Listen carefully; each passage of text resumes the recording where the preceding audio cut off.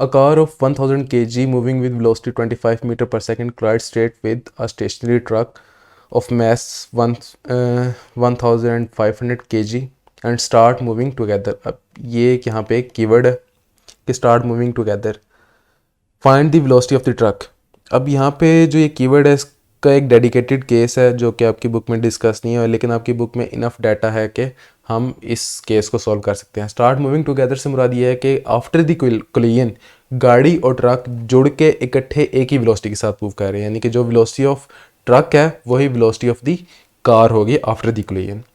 अच्छा, अब एक और चीज़ अक्सर बच्चे कहते हैं कि MCQ out of the course है. मिसाल के तौर पे अगर ये केस जो है FSC की बुक में डिस्कस नहीं है लेकिन फेडरल की बुक में इन डेप्थ डिस्कस या किसी और बोर्ड में इन डेप्थ डिस्कस किया गया होता, तो आप इसको ये नहीं से कह सकते ये आउट ऑफ द कोर्स है, ये फ्रॉम द कोर्स है. अब हम इसको सॉल्व करते हैं कि किस तरह से है.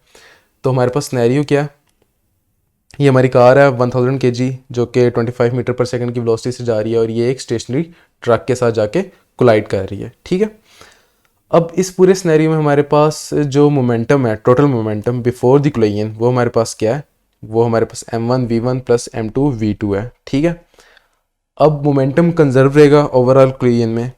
आफ्टर द कोलिजन हमारे पास वेलोसिटी दोनों की सेम होगी, तो आफ्टर द कोलिजन मैं उस सेम वेलोसिटी को v डबल डैश कह सकता हूँ और दोनों मैसेज मैं उसको कॉमन लिख सकता हूँ इस तरह से और दोनों मैसेज को सिंपली आपस में ऐड कर सकता हूँ.